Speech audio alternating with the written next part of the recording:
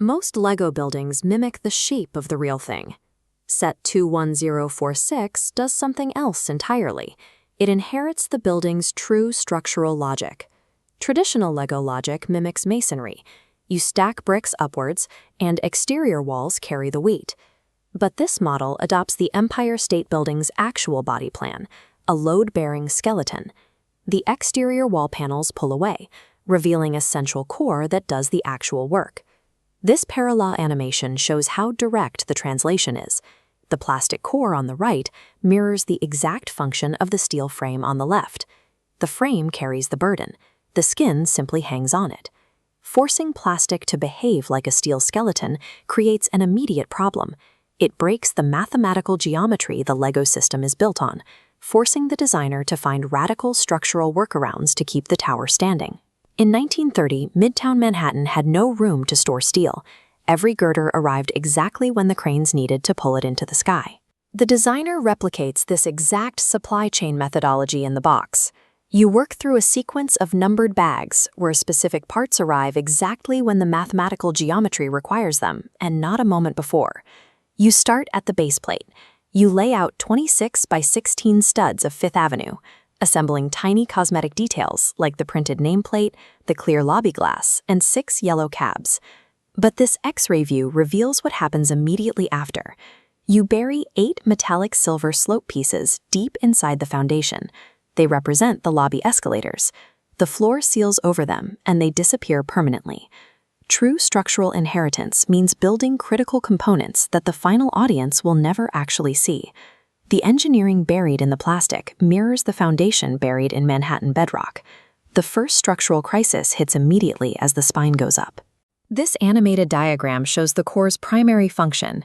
It has to point studs outward in all 4 directions so those outer curtain walls can hang off them later. Turning the system sideways triggers a geometric breakdown.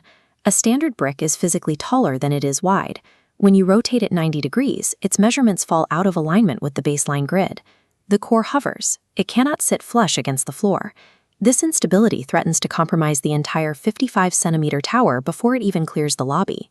The designer solves this by importing a specialized part from the machine building line. A Technic pin is exactly 5/6 the height of a standard brick. That highly specific fractional math bridges the gap. The massive core drops down and anchors securely to the base with 0 strain on the plastic. The core is also built in garish shades of red and blue. In a completely symmetrical build, a single misaligned panel will ruin the tower. These colors serve as an invisible navigational map to keep your hands oriented. You cannot scale down the shape of a skyscraper without first hacking the underlying grid logic that holds it together. The second crisis involves an illegal building technique. This test room visualizes a connection banned by the manufacturer. Wedging a plate sideways forces the plastic components into permanent collision. The physics of this violation are brutal. Over a scale of decades, the constant outward pressure warps the rigid plastic until the walls weaken and eventually shatter. But the skyscraper's internal frame strictly requires this exact sideways girder geometry. To bypass the rule, the designer discards the plate and substitutes a smooth tile. We have to look at the microscopic edge. Every modern tile has a tiny legacy groove molded into the bottom, originally added decades ago so fingernails could pry them loose. That specific groove makes the tile dimensionally thinner than a standard plate. It is a tiny physical allowance that bypasses the collision rule entirely. The tile drops into the gap with 0 contact against the surrounding walls, resulting in 0 permanent stress on the material. This split screen shows how that microscopic plastic clearance directly maps to the physics of 1930s architectural steel. A perfectly rigid steel skyscraper would tear itself apart under extreme wind shear and thermal expansion. It survives because of the tiny amounts of slack engineered into every riveted joint. The immense reality of the actual steel framework required a calculated, flexible give to absorb those massive external forces. A skyscraper stands because of the invisible slack engineered into its joints.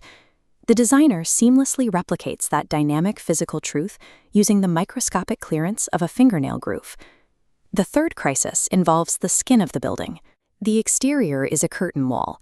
It holds absolutely no structural weight and hangs entirely off the studs on the internal core.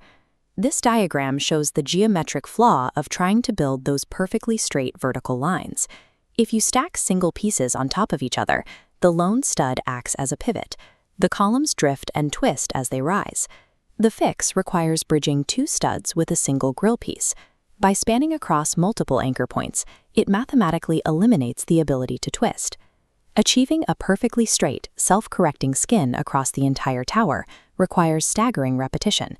You place 684 identical grill pieces to lock the facade. The completed panels are heavy. To keep them from shearing off the core, this cutaway shows a structural deadbolt mechanism. A plastic bar slides deeply into a hollow stud, anchoring the massive hanging weight safely to the side. Look at this final parallel. The real building's stone facade hangs on steel, precisely the way these locking plastic panels cover up the colored skeleton. The iconic, rigid exterior of the landmark is essentially a cosmetic illusion. It is entirely dependent on the hidden deadbolts anchoring it underneath. As you reach the crown, this diagram illustrates why the tower narrows.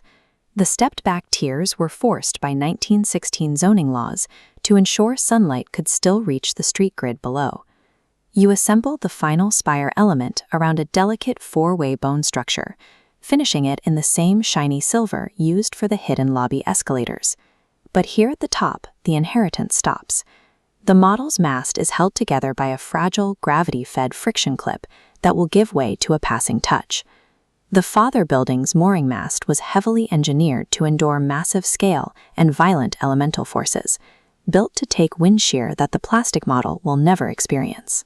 Mathematical logic can be scaled down perfectly to a tabletop. Raw physical durability against the elements cannot. This animation maps the three distinct crises: a fractional gap, an illegal stress point, and a twisting facade. All three were solved by exploiting highly specific part tolerances within the medium. Beneath those solutions, the lobby escalators and the brightly colored internal skeleton sit in permanent darkness. This model moves past the cosmetic profile of the landmark and replicates its underlying reasoning.